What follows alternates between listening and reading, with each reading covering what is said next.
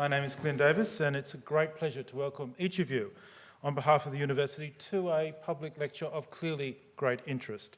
Before we start, I'd like to acknowledge, of course, the traditional owners of the land in which we meet this evening, the Wurundjeri people of the 5 Kulin nations, and pay respects to their elders past and present. Tonight we gather for an annual public lecture which has a long history and I think a growing measure of importance as public debate about the future of the media intensifies. The A.N. Smith Lecture was first held in 1938 as the Second World War approached. The lectures were instituted following a bequest from the family of Arthur Norman Smith, who was the first General President of the Australian Journalists Association and a long-time reporter on Australia's national political scene. From the very first lectures, there's always been a sustained discussion about journalism at this evening's event, the media, the public role, and about their life in our democracy. And while this was an important goal in 1938, it's arguably become even more significant in the decades since. Over the years, the A.N. Smith Lectures have been delivered by a luminous cast of journalistic authorities and other public figures, and of course that tradition continues. Notable individuals to deliver this A.N. Smith Lecture include News Limited proprietor Rupert Murdoch, former Prime Minister Bob Hawke, former Prime Ministerial speechwriter Don Watson, former Herald and Weekly Times editor-in-chief Steve Harris, ABC presenter and subsequent parliamentarian Maxine McHugh, John Fain, the former editor of The Age, who's sitting just over there, Michael Gowenda. Last year's lecture was delivered by the ABC's Managing Director, Mark Scott, and I think it served to open up some very important national conversation about the places of the public and private in the media, and that's a debate that's certainly continued. And tonight we're very fortunate to continue this great tradition of public conversation by inviting another contemporary media voice to take the microphone and deliver the A.N. Smith Lecture in journalism. Annabel Crabb is certainly well known to many of us from her regular appearances as a commentator on ABC television. Perhaps less well known is that she's also a graduate with arts and law degrees from the University of Adelaide. She undertook a cadetship at the Advertiser in 1997, covering state and then federal politics, and became part of the National Press Gallery in 1999. She joined The Age the following year and worked as a House on the Hill columnist and political correspondent before travelling to the United Kingdom in 2003 to work as London correspondent for the Sunday Age and the Sun Herald newspapers. While in London, Annabel wrote the book Losing It, the inside story of the Labor Party in opposition, which was published in 2005. In 2007, she returned to Australia as a senior writer and political columnist for the Sydney Morning Herald. She joined the ABC in 2009 as chief online political writer, and the same year was acknowledged with a Walkley Award for a quarterly essay feature on the life and adventures of Malcolm Turnbull. Amongst her many distinctions, Annabel is one journalist who has successfully made the transition from print to digital media, and I think this equips her particularly well to address us on the intriguing topic of the end of journalism as we know it and other good news stories. Please welcome Annabel Crabb.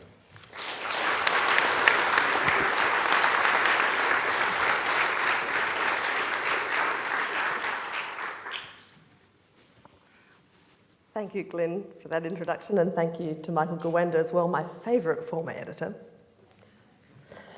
Ladies and gentlemen, the internet nearly ruined my career.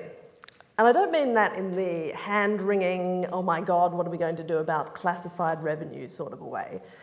I mean it in the, oh my really God, I've just done something so stupid on the internet that I think I'm about to be sacked kind of a way. It was 2001. I was a Canberra-based reporter for The Age. I'd been working there for about 2 weeks, having arrived there from the Canberra bureau of The Advertiser. My new office was about 20 steps from my old one, but it was a new paper and a new company, and hence a considerable move. My old editor, Mel Mansell, who is still in charge of The Advertiser and who is, I think, now Australia's longest-serving daily Murdoch editor, took my departure well. That is to say, he rang me most days to inform me that my work for The Age was tripe, and that while he couldn't believe I'd gone into harness for such a drippy, pathetic, and even worse, Melbourne-based newspaper, he was nonetheless thrilled to see the back of me. Sometimes, some days, he'd just send me an email identifying the deficiencies in a story that I'd written, or, even better, alerting me to a News Limited version of the story that was superior to mine. I decided to out-prank him. A fellow reporter at The Age, I don't want to embarrass him, so let's just call him Jason Katsoukas, showed me a truly diabolical website where you could compose an email that appeared to come from any email address that you nominated. All you did was type in the address of the recipient and then the address you wanted it to look like it came from. You know, bill.clinton@whitehouse.gov or whatever. So I typed in my old editor's address in the recipient field, and then in the author's field, I typed in an artfully altered, but still nonetheless plausible email address for my new editor-in-chief at The Age. And then, so help me God, I typed the message. Mansell, stop bothering my fine new Canberra recruit, whom I consider to be an ornament to journalism. Having rescued her from your two-bit laughable excuse for a newspaper, I would now be much obliged if you would cease your grubby attempts to malign her. She's out of your league, Squire. You hear me, Mansell? Yours sincerely, Michael Gawenda. P.S. If you see me coming, you better run. And then I sent it. Now, ladies and gentlemen, because you are cleverer than I, you will no doubt have recognised the recklessness of my enterprise. Perhaps you will already have twigged that Fairfax, even in those days, had an email system that would take an educated guess at redirecting a message in circumstances when the address was a little bit garbled, and that this would make it possible for a former editor, having received an email that appeared to be from a current editor but was in fact assembled out of mischief in the twinkling and magical expanse of the then still novel World Wide Web, to hit reply and have that reply, along with its humiliating original, zing back, not as planned, back into the ether whence it came, but with a horrible accuracy, right into the inbox of aforementioned new employer. Ladies and gentlemen, I tell this story for a reason, and no, by the way, I didn't get the sack. My host's twinkly benevolence is not a disguise. He spared my miserable neck. I want to talk to you tonight about digital media and the future of journalism, and it's a subject on which many smart people know lots of useful things. I don't want to be accused of giving myself airs, and I can't be now that I've already told you the dumbest thing I've ever done.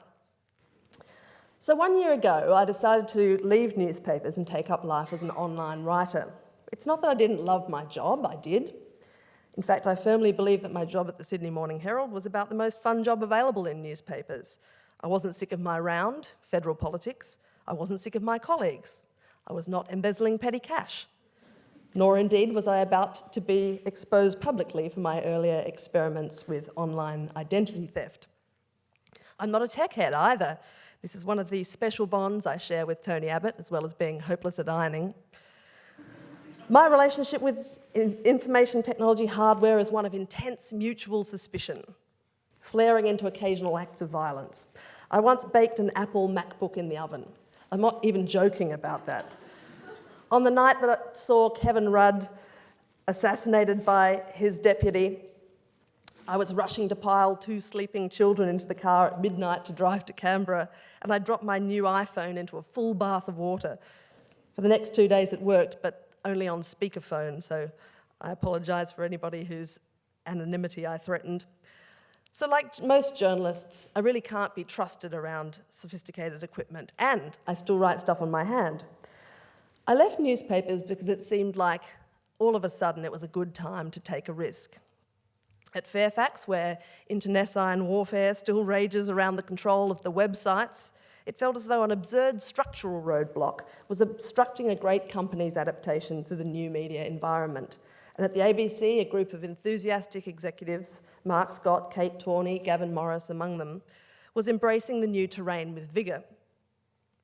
We're all, especially those of us who love newspapers, exhaustedly aware of the threats that exist. I want in this speech to talk about the opportunities and the experience of making the leap. I can still remember when my newspaper first got the internet. It was 1998, and I was a cadet.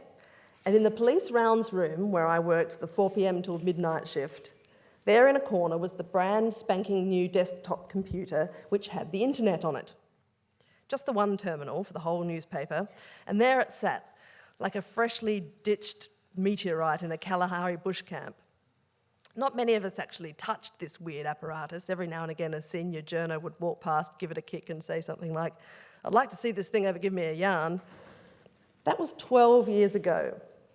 We get so preoccupied by the threats of the internet that we forget how bizarrely object-dependent we used to be before its invention.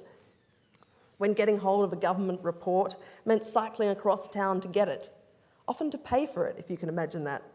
When working on a Sunday meant a total information blackout, with no access to public service information, and when foreign newspapers were totally inaccessible, apart from the 2-week-old Guardian, which might turn up from time to time for 5 minutes on the news floor before being pilfered.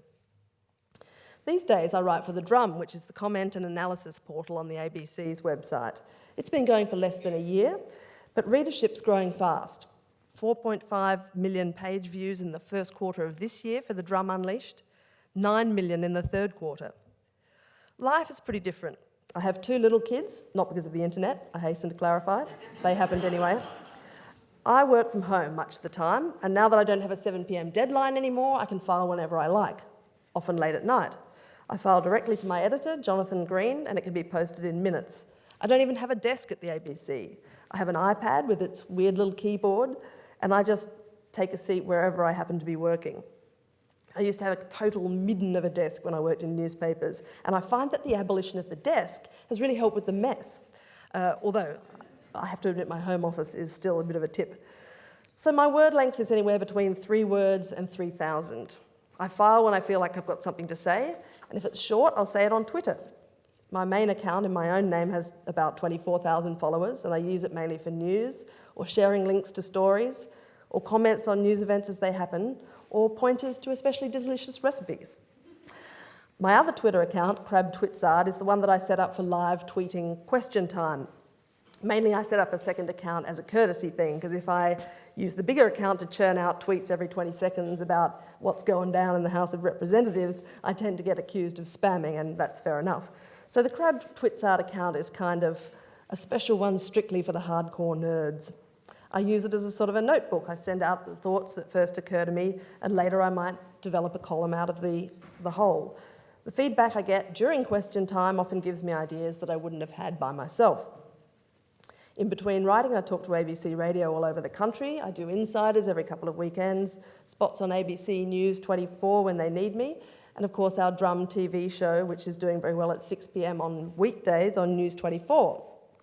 And during the election campaign, I was fortunate enough to be involved with another terrific program, Gruen Nation. So, what's different about working online, if you'll excuse me briefly interrogating myself in the style of a certain immediate past Prime Minister? Well, the first thing I noticed was the immediacy of the viewer response, the reader response, and the vigour. In the old days, readers who thought you were an idiot would probably curse, gesticulate with a soldier of toast to their long-suffering spouse, explain for the umpteenth time to said long-suffering spouse that Crabb woman's an idiot, and then move on to read something sensible by Peter Harcher. Let's suppose that of the, say, 40% of readers who thought you were an idiot, 10% got past the toast gesticulation and said, you know what, I'm going to tell that woman she's an idiot. And maybe 10% of them actually got round to finding your address. And maybe 10% of them actually got round to writing a letter. And maybe 10% of them made it to the mailbox. So at the end, you'd get maybe one letter, usually identifiable by the trademark flourishes of the obsessive, random underlining, the stern refusal to be silenced by the mere fact that the paper has run out. A truly determined correspondent, in my experience, finding himself at the end of a page will simply go up the side. Online, however, you get the kitchen table response. Straight away, right in the kisser. Make a comment, suggests the tag at the end of the ABC stories, and ABC Online readers do. Oh yes, my word, they do. And so do the denizens of the Twitter sphere. One of the funniest moments I've had was my first day back from work after the abrupt end of my maternity leave occasioned by Julia Gillard's most inconsiderate announcement of an election. I raced into Ultimo on Saturday morning, doing my own hair and makeup with the skill and dexterity that only a long-term print journalist can manage. And when I was finished with my live television cross, I found a fusillade of commentary waiting for me on Twitter. "You will never be taken seriously," wrote one correspondent in a direct message, "until you do something about your ridiculous hair." Now, the correspondent's name, by the way, was Harry_Ballsack. I did want to reply, but I struggled for appropriate words. "Dear Mr. Ballsack, thank you for your tweet of 10 minutes ago." In the end, I maintained what I like to think was a dignified silence. It can be quite maddening being publicly shellacked by people who have clearly only read half of what you've written, or have never read anything else you've ever written, or just hate you anyway, or are just having a terrible day and taking it out on you. And as a writer reading those comments, you feel terribly outraged and sinned against, until you take a tiny moment to reflect that this is how politicians feel every day when we sort through their efforts with a similarly jaundiced eye. What's worse is when you read the responses from people who have clearly read the whole article, aren't mental, really quite seriously think you are a loser, and whose argument is so compelling that by the end of it, you feel quite obliged to agree. Both of these discomforting instances are part and parcel of the new media landscape. It's what happens when the system is democratised. News journalism, as we've known it in the past, is sort of a daily feeding time in which news is distributed to a passive audience at a designated hour and in the order selected by the zookeeper, is over, or well on its way to being so. Audiences are splintered but demanding. They want new news, and if something complicated has happened, they want instant analysis, and commonly they want an opportunity to express their own views, not only on the event itself, but on how it's been reported. Once you yield up your content into this new matrix, it's not the end of the matter anymore. Time to pack up and go to the pub and watch while your work describes a brief arc of significance before becoming home to an oily catch of flathead and chips. News is no longer about newspapers or journalists or radio bulletins delivering chunks of news and that being the end of it. It's much more likely to be the beginning of something you can't much control after pressing send. And this loss of control is such a hallmark of the new media. And that's true for everybody it touches. Never before have public figures been forced to grapple with such a wholesale loss of control over image or message or identity. Even presently anonymous citizens are now only one viral email away from global humiliation. Public figures, having generated a public identity, find that the more they try to control it, the less successful they are in so doing. Andrew Bolt, on discovering the existence of a fake Andrew Bolt on Twitter, issued forth such a howl of dismay that within a day there were 30 of them. Among politicians, the situation is enough to induce the vapours in even the hardiest. Any blooper now, rather than being news for a day, can be replayed endlessly and on demand on YouTube, depending on how funny or weird or gross it is. Kevin Rudd eating his own earwax continues to be a curiosity, a phenomenon he could not possibly have imagined all those years ago when peckishness overcame him without warning during a quiet moment in the House of Representatives. And how could Hillary Clinton possibly have foreseen, accepting a welcoming kiss from a young girl after disembarking her aircraft in Bosnia in 1996, that the absence of sniper fire from the footage of her arrival would prove an intense political embarrassment to her 12 years later, and that YouTube would brand her a liar. But for journalists, the loss of control is about the loss of centrality. We are, belatedly and for reasons entirely unassociated with government-led deregulation or any of the other usual reasons, contestable.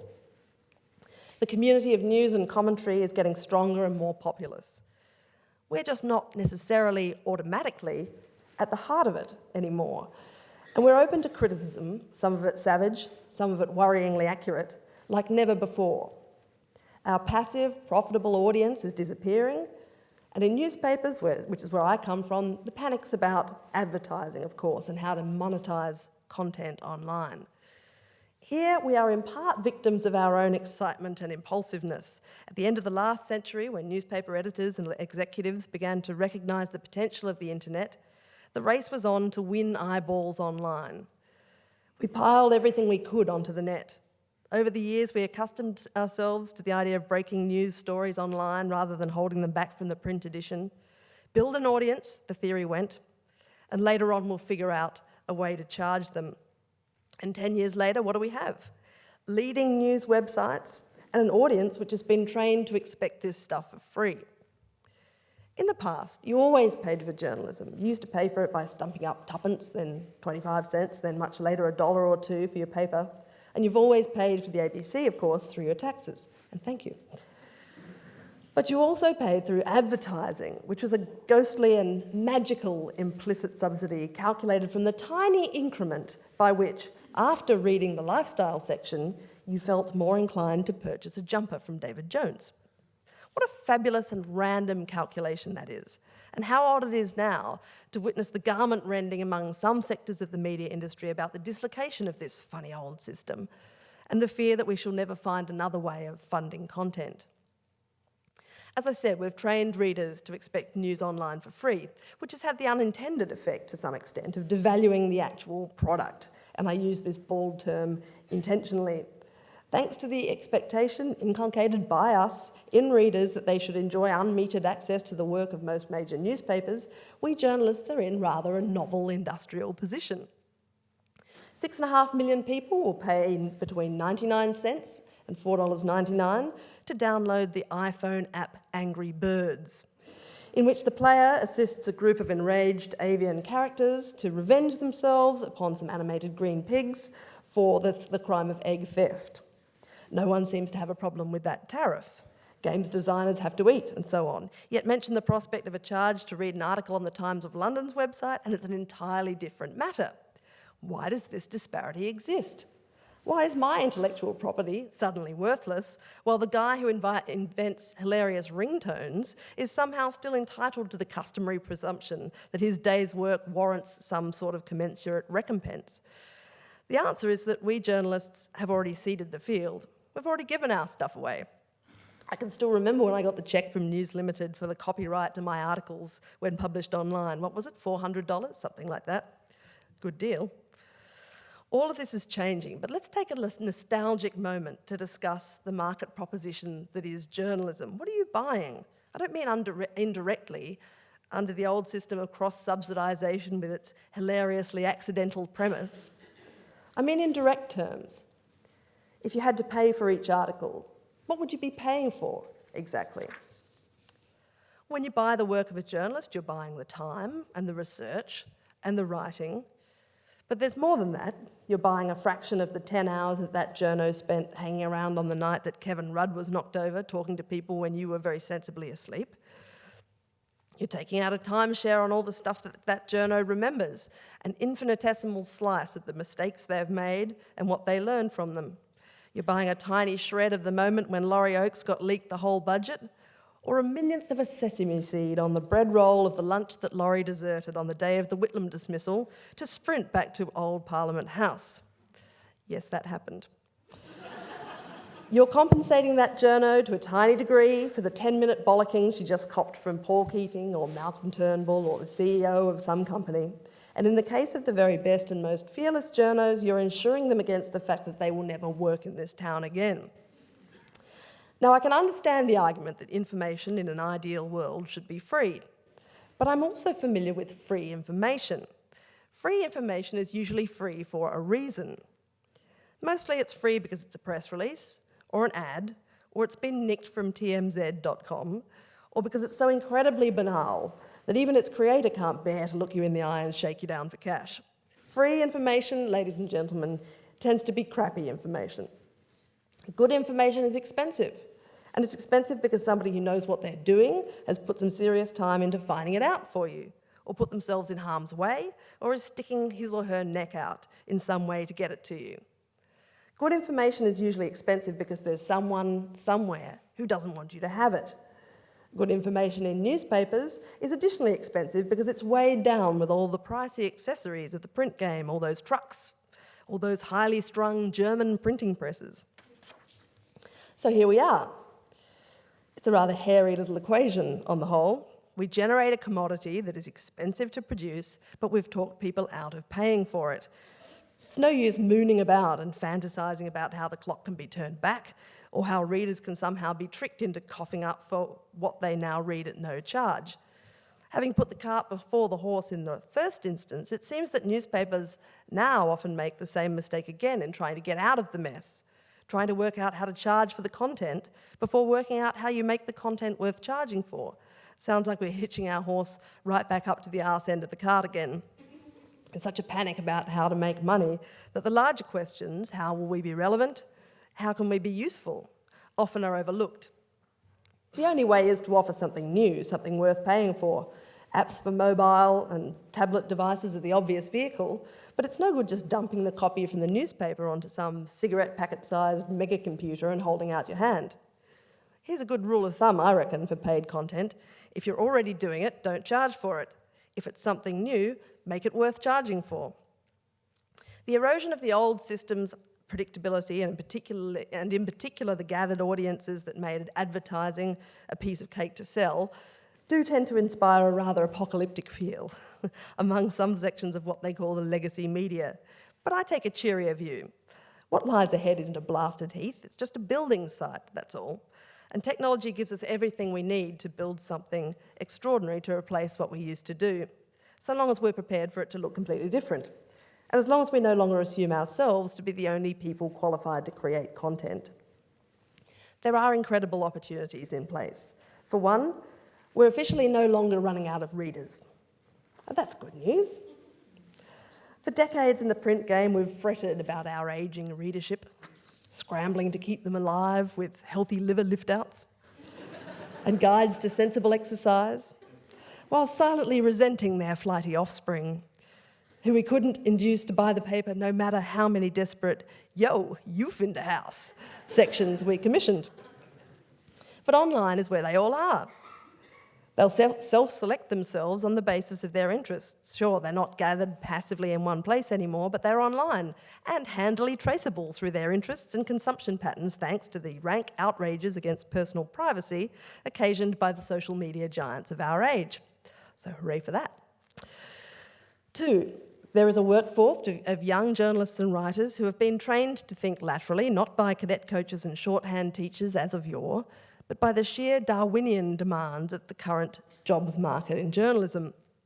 3, there's an abundance of space for experimentation. No longer will news and advertising struggle for space on the same page in that strange fight to the death between content and its own lifeline that has been such a feature of newspaper and publishing to date. This is great news for journalists because it means no longer being bumped for ads. 4, there's an exponential improvement in the ease of online transactions. Micropayments, in which paying 5 cents for a story does not involve fumbling about for your credit card or exposing your vital details to some lurking online fraudster, are becoming easier and easier. 5, there's an incredible potential for using different techniques to beckon audiences into news. Let's take politics and the example of Jon Stewart's Daily Show in the United States. Stewart, a satirist, deconstructs US politics nightly on Comedy Central and offers a sharply observed analysis in the form of an opening routine followed by an interview with some author, policymaker or politician, often the sort of person who would struggle to win the attention of an orthodox chat show. The Daily Show is seen by an estimated audience daily in the States of 3.5 million. The Time magazine's online poll last year identified Stewart, stunningly, as America's most trusted news identity. And finally, when we ask ourselves what's important to news and current affairs consumers, I suspect we'll find that the factor which is currently freaking us out so much, this proliferation of content, this babble of chatter, this splintering of audiences, is exactly where we can prove useful in the future. There's a market in making sense of things. The problem for the hungry online consumer has become, with vertiginous speed, not where can I find news, but how do I hack my way through all this stuff to find what I want. When I worked at the Advertiser years ago, I remember meeting a dear old lady who actually said to me, "Isn't it amazing the way that there's always just exactly enough news to fill the paper every day?" And I guess it did look like that to the casual observer. News journalism, as always, if we're honest with ourselves, had two roles. Breaking news is one, and sorting news is the other. An analysis comes in after that. We tend to go on and on about breaking news because it's the exciting bit and the bit that we big note ourselves about down at the pub. But what if the sorting bit turned out to be just as important to the consumer? What if the greatest service we can offer to a reader is a reliable pointer to what's worth a look, both in our own mastheads and others? Reliability and trust become more important the greater the proliferation of information sources. John Hartigan, CEO of News Limited and a man who has spent more time than most grappling with this situation, made quite an epochal speech earlier this year on the subject. First, we have to get over ourselves and recognise that this is an opportunity, not a threat, he declared. Well, thank God for that. And I know we at the ABC are generally supposed to be having a little skirmish with Team Rupert at the moment, but please permit me to boot a footy over into no man's land for a brief moment to observe that Mr. Hartigan is a valuable leadership figure and an optimist about journalism's capacity to reinvent itself in an exciting way. And the industry needs more media executives like him who are prepared to lead publicly and relish change rather than glumly await the fate of the existing medium. Now, the ABC is presently run by another great optimist, Mark Scott, whose changes to the broadcaster would never have been imaginable 10 years ago. The creation of News 24, the creation of ABC Open, which is an amazing site, by the way, the delivery of ABC content through apps, iView, and endless social networking sites, all these are the work of an organisation that it's a thrill to work for. If you want to gauge the managing director's attitude to his own outfit, we'll follow him on Twitter.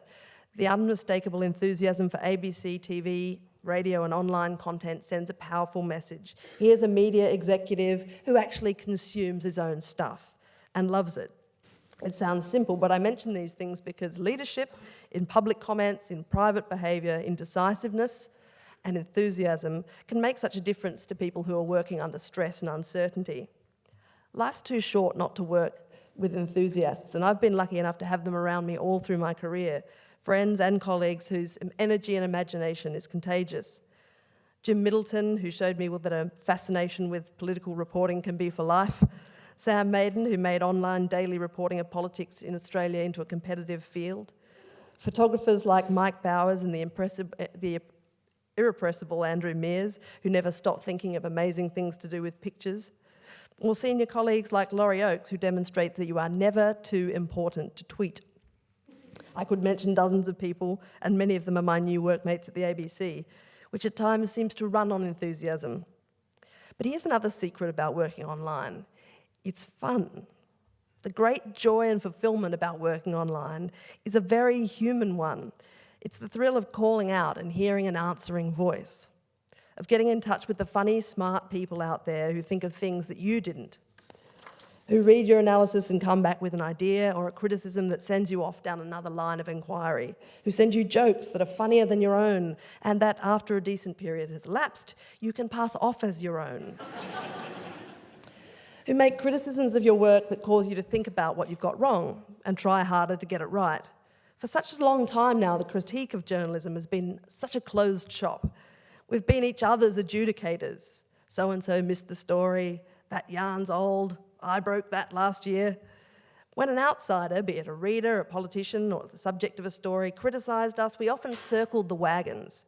Arguments about journalism were only open to practitioners and journalism academics, a cosy circle of reinforcement. Now they're open to everybody. This was strikingly demonstrated by this year's federal election campaign, in which the news-consuming public were let in on more of the news process than ever before.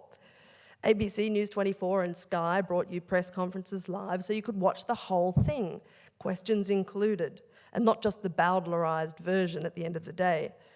I've been to 1 million of those press conferences, but to watch them live on television as an anonymous member of a TV audience was at times an uncomfortable experience that caused me to question my own approaches and my own news judgments.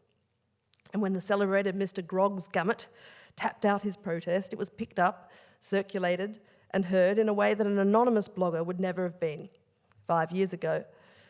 Otto von Bismarck gave us the warning about the advisability of watching sausages or laws being made, and we've traditionally been equally protective about letting people into our methods. But I think that's yesterday's caution. Why shouldn't people watch how journalists work?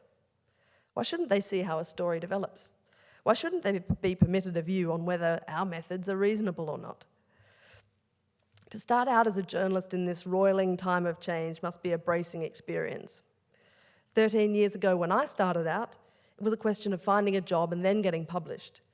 These days, the situation is kind of reversed. It's not just a matter of sitting tests for cadetships or jobbing at a regional paper or radio station until you've earned your stripes. The way into journalism is harder, I think, now in that respect. But in other respects, it's more exciting. Young writers are rewarded for their talent, imagination and intrepidity in a way that the old structures rarely allowed.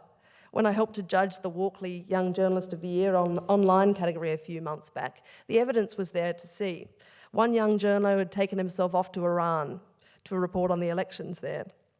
One had assembled an incredibly moving narrative map of the Victorian bushfires, incorporating beautiful visuals and design, first-person interviews, and a completely new approach to disaster reporting. One had taken some research about how a parent's hard living as a youth affects the health of future progeny and turned it into a multi-part television comedy. The breadth of ideas present in that cohort was incredible. And the woman who was named Young Journalist of the Year is a case in point.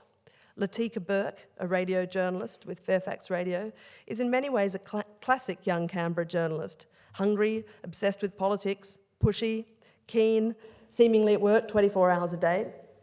But she's taken that radio platform and pushed it further, providing a reliable Twitter feed of events in Canberra, building a Twitter following of nearly 10,000, and interacting with that audience. Fortune favours the brave and the energetic in this market. As I said earlier, I am quite an enthusiast for Twitter. I like Facebook, and I'm aware that it's a massively significant social network, but I find it too demanding to keep up and have now succumbed pathetically to Facebook fear. I cannot visit my Facebook page because of the weight of unanswered messages there. It's my new messy desk. Twitter, however, is less demanding of time. There's a lovely generosity about it. Millions of people pushing little thoughts and fragments into the world, most of which disappear without trace, and some of which whip up into quite significant moments of community. Of all the new social networking phenomena, none is so routinely disparaged as the House of the 140 Characters. And before I started using it regularly, I felt exactly the same way. What? A medium invented so that someone I barely know can acquaint me with the details of what they had for lunch? Spare me. But 18 months into my relationship with this new toy, I now realise that declaring Twitter to be fatuous is as nonsensical as to swear off pencils or paper. Like any medium, it just depends what you do with it. Of the 70% of tweets that disappear without trace, most of them are the what I had for lunch kind. But according to Twitter founder Evan Williams, of the 90 million tweets sent daily around the world by Twitter's 145 million users, 2.5 million of whom are in Australia, 25% of those messages contain links. And it's the links, whether on Twitter or Facebook or MySpace or any other platform where people congregate in these new communities, which provide the pollination for news content. For these communities, it doesn't make a lick of difference whether the article being shared is on abc.net.au or theage.com.au or salon.com or clubtropo.com.au. What matters is whether it's worth reading. And I think there's a compelling new quality agenda here. If someone you trust tells you it's worth reading, and if you happen to have the time, then maybe you'll click through and have a look. At their best, these social networks can function like a newspaper put together by your friends, full of stuff they know you'll like. One of the highlights of Fridays is Lee Sales's well-read head column for me, a list of 10 things she's read in the last week, which she publishes both at the Drum and at the Punch, in a nicely bipartisan gesture, I think. I always look at it because I know that she and I often like the same stuff, and reading her column is like having a chat with her, only I can do it anytime. But social media can work as a fast-track source of news, tips and research too. I have a moment I treasure from the 2010 election campaign. I treasure it, among many treasured moments, of course. I was out at the Rooty Hill public question and answer session with Julia Gillard and Tony Abbott, which was being broadcast live on Sky News. I was sending out a live call of the event on Twitter. A young man stepped up to the microphone and asked Tony Abbott a question. Rather easy question. 5 seconds later, a Twitter user in Adelaide messaged me to say she thought she recognised the young man as the son of a former Liberal state politician. She couldn't remember his name. Hang on, she told me, I'll phone my friend and check. 30 seconds later, she came back to me with the name and the further information that the young man had been an early Big Brother candidate as well as being a young Liberal. Within about 2.5 minutes of the young man's arrival at the microphone, we knew who he was, where he came from, and the fact that he had once dressed as a priest to pick up girls. Now, you're right, it's not Watergate, but it's a demonstration of how fast the information pool can form. And pooling information is what we've always done, isn't it? Collecting bits from here and there, whacking them together, using judgment and experience to create the most accurate story possible. In the week before Election Day, I put out a call to any Twitter users who are planning to staff polling booths or work as scrutineers at local booth counts. I asked them to supply their real names, electorates, and phone numbers to me. We called them the Scruty Army, in a tribute to the Rooty Hill alumni. And on Election Day and well into the night, they kept up a constant feed of tales from the front. Photos of Liberal and Labor canvassers dressed up as Greens. There was a lot of that. Everyone was dressing as a Green at the ballot box this year.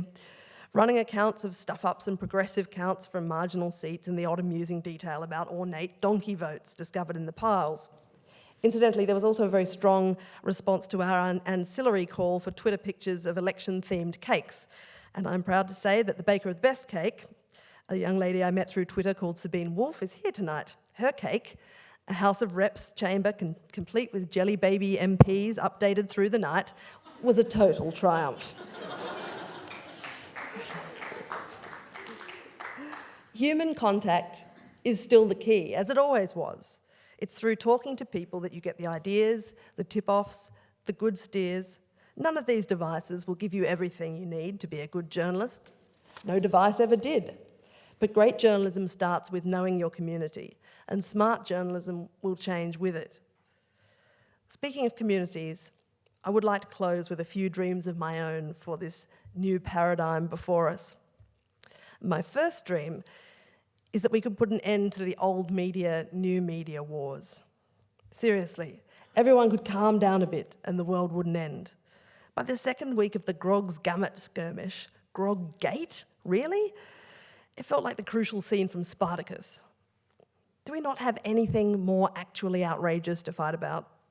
Does everything have to turn into the world of Warcraft, with paragons of evil and saintliness at either end and nothing in between? To my colleagues in the mainstream media on the subject of online journalism, I would say, don't knock it till you've tried it. And to the blogosphere, I would say, don't knock us when we try it. That's all. My second dream, and I'll make this quick, even though my actual dream is quite elaborate, with all sorts of occasional features like Bob Catter riding a water buffalo. Oh no, hang on, that's my other dream. Is that we keep in mind how draining the 24-hour news cycle is to the political process. That we use all of this extra space for a proper examination of the ideas on offer. That we give the polling a rest occasionally, for instance. Honestly, how can we expect politicians to lessen their dependence on polling when we're so addicted to the stuff ourselves? There's another whole speech to be written about that stuff. But if we want politicians to be courageous, then we need to reward political courage, not excavate it. I've said enough. This has been a big enough chunk of the 24-hour news cycle already. Thank you to Michael Gawenda for not sacking me 9 years ago. Thank you to the University of Melbourne for inviting me to speak here tonight. After the big game fish who have occupied this podium before me, it's very good of you to solicit the thoughts of a minnow. And because online never sleeps, this speech will be up at abc.net.au/thedrum in minutes. I'd like to hear what you think.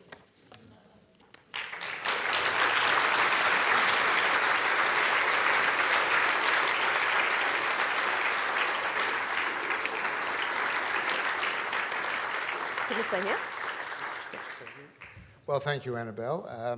We're going to take some questions now from the audience. But before we do, I just want to say two little things. One, that would Annabel have been any less talented than we knew she was, she would have got sacked. And in fact, there were people in the team that urged us to sack Annabel, but the majority felt that she clearly was going to be a star and there was no way we could sack her. The second thing I'd say is that I don't believe that Laurie Oakes ran to the Parliament House. I was actually in the Sun Bureau working with Laurie at the time, and I can't recall in 3 years Laurie ever moving out of his chair in the Bureau, so it must have been somebody else that was running Annabel, I think. So we'll take some questions now. I think if you go up to the microphones or put your hands up and the microphone will come to you, is that right? And please ask questions, if you can, or make statements of 140 characters. Okay.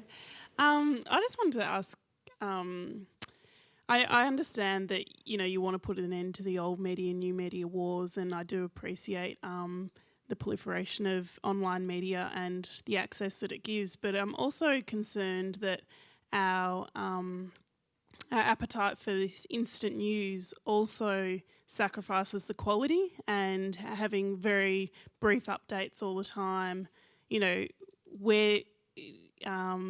how are we going to get that analysis when the newspapers are trying to compete with short online articles, and then the newspapers are dumbing down, and so how do we reconcile this transition to new media and still having quality old media? Yeah, I think that's a huge question. I think the answer is that journalists are learning to do different things at different speeds all the time. I mean, in the last year or so, I've ranged from being on Twitter incessantly to, writing a 35,000-word essay. You need to sort of set your own speed on these things. And I think that all journalists are coming to terms with these new demands, that the deadlines aren't the same as they were. Look, I think it's possible. Moderation in all things is the answer to a lot of these questions, I think. Just as people who scoff at social media or instant sort of platforms say, well, that's ridiculous, you can't live only off those sources, you can't absorb news only from those platforms. I totally agree with that. I think you need a spread. And that is kind of following the pattern of the way audiences work now. They're not all just sort of gathered in one area, passively receiving news. Everybody is tailoring the way that they take in news. And I think that the people who create and disperse news have to deal with it in the same way, pitch everything at a whole lot of different levels. Is that right? Yep. I agree with you about the democratisation being really exciting, and but I do feel that recently coverage has been really superficial, particularly political coverage, and I find that politicians can get away with saying one thing one day, another thing the next day, and it might get pointed out, but it kind of is forgotten. And, I think the rise of the Tea Party in America, where they really make no sense and somehow they get away. I'm just really hoping that in your dream, that the exciting elements, can you see sort of how there might be an evolution of these exciting democratisation and might actually then become a little bit more an opportunity for a bit more lengthy and reasoned sort of reflection as well? Well, I think that that's the responsibility of every journalist that is working in the field today. And there is something very harem-scarum about the present mood. There's anxiety about what's going to happen. There's sort of all these opportunities. There's all this air to fill all of a sudden. And plus there's the ongoing anxiety about, being seen to be balanced and not to be a cheerleader, which is something that, most journalists, I think, take really seriously. And so when you've got so much territory to cover and so many deadlines to meet, so much content to pump out, I suppose, your way of dealing with the balance requirements is to say, well, this person said that and that person said that, which people call, ping pong reporting or whatever, you know. And the challenge, I think, is to actually forego some of that and focus on things that are more in depth and try and deliver a better discussion about the actual policy on offer. You know, I mean, I think that we are in a kind of a state of flux at the moment as journalists try to rush to meet all these demands. I think that one of the trends that will happen over the long term is that you end up having these sort of pots of more specialised reporters who put out copy on particular issues, who are better informed about those issues and are more confident to offer an opinion or a long-sighted analysis in those areas. I think that will be part of the shakeout, and I really hope so too, because I know what you mean, and I think that that's a frustration I hear all the time. And I hope that with News 24 on the ABC, for instance, you know, I know that there is a lot of institutional oversight about how that has an impact on the process. I think that my own fear about political reporting is that we kind of create all these new spaces and then we demand that politicians fill them, and then we're kind of dissatisfied with the incredible pap they come out with, obligingly. You know, these people have got to have a bit of a moment to think, but they can't because we're constantly, you know, asking them to be on some back and forth kind of show. And I think that's all, you know, part of the challenge that is inherent in this exciting series of developments. Yeah, I wanted to ask you something about how you structure your day. You have just spoken about it a little, but as you have thousands of followers and they're constantly pitching in, how much of it do you decide to read and deal with? I know, for example, somebody like Robert Fisk writing in Beirut says he doesn't go online till the afternoon because he actually wants to get his interviews done. And I wondered if you decide, well, I'm only going to read 10 minutes worth and then move on, or how. Oh, I'm how definitely a you approach that. grazer. I'm a grazer. I have it sort of going, and I'll check every now and again. And I mean, I do actually derive a lot of not only enjoyment, but you know, a lot of ideas from the interactions I have with people online. And you know, that's just easily the best fun part of my job, is just getting to meet people who I wouldn't ordinarily. I couldn't possibly meet that many people ordinarily on a daily basis. But you find yourself exchanging, you know, the kind of opinions that might ordinarily take you 20 minutes or 3 hours of conversation to get around to. There's something very economical about these new platforms. You know, all of a sudden you're swapping these quite weird, kind of weirdly intense views or discussions with this person who you've never met and you aren't likely to. So I don't tend to ration my exposure to that too much. I get up, you know, I have 2 tiny children, so I get up at, you know, 5:30 or whatever, and then I just sort of silence them with food, and then I might kind of have a quick dip into the morning's media. I'll have a look at what's in the papers, I'll have a look at what's happened overnight overseas, and then I'll, you know, feed kids, clean up, go up to work for a little bit and get some phone calls done, plan the day, and then... So I sort of dip in and out of those media over the course of the day, and then I'm always sort of on the phone to radio networks and so on, and like all of that is part of the process. You know, I find as a journalist, you have so many more ideas when you talk to your colleagues or you talk to anyone really, I mean, than you ever do when you're just sort of hanging around by yourself. And I think all of these platforms give me a greater opportunity to have those interactions, which generates the ideas. I mean, it's that's for me the excitement of it, I think.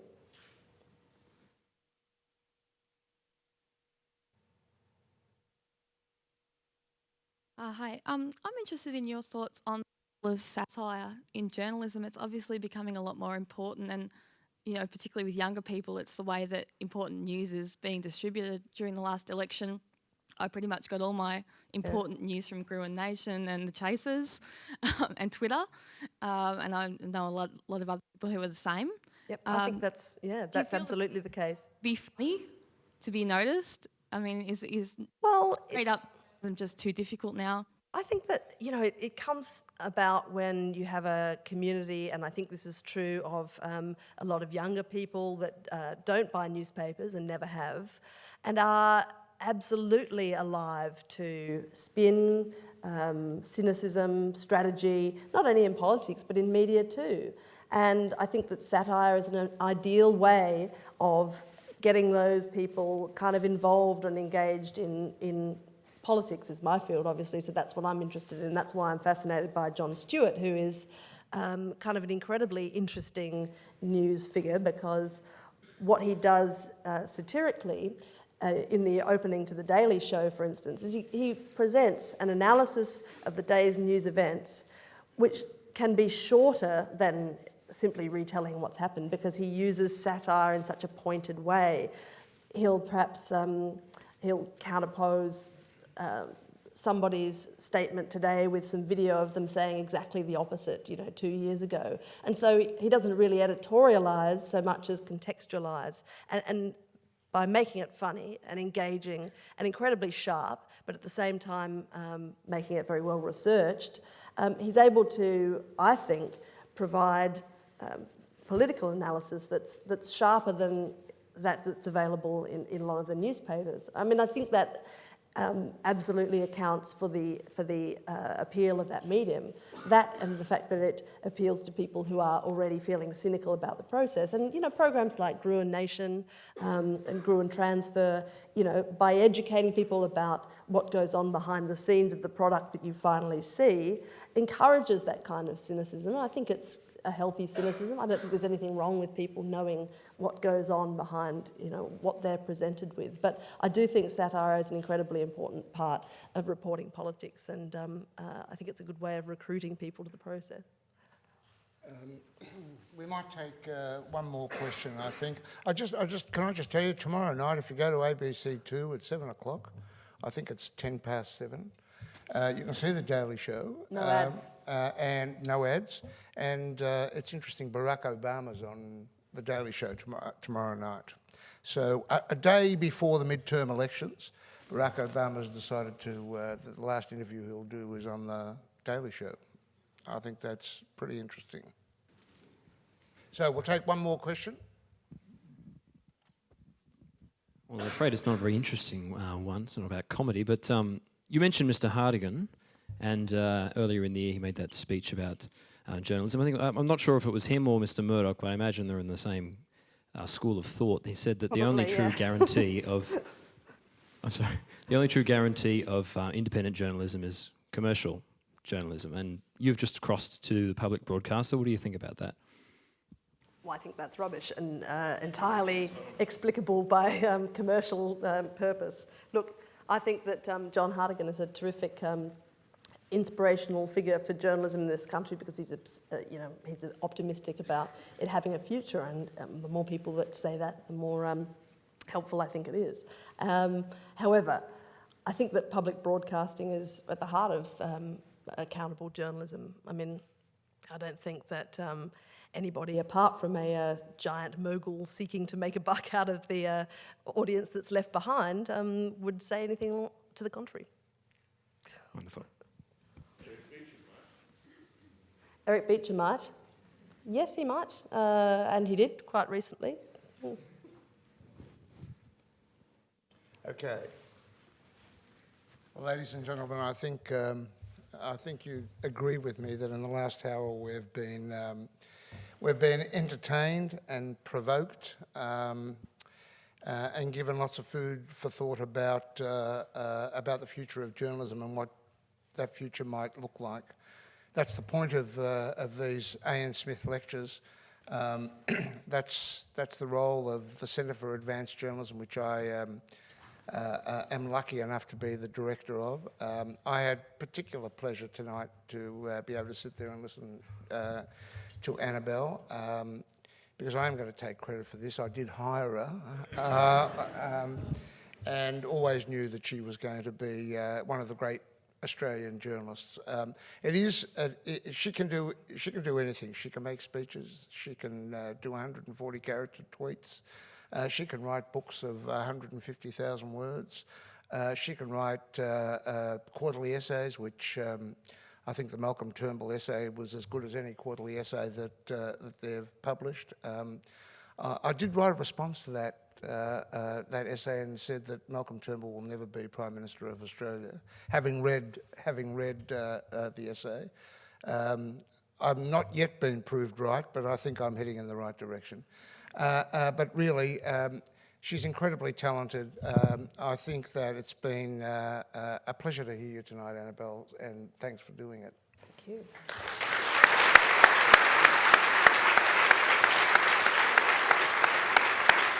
Thank you.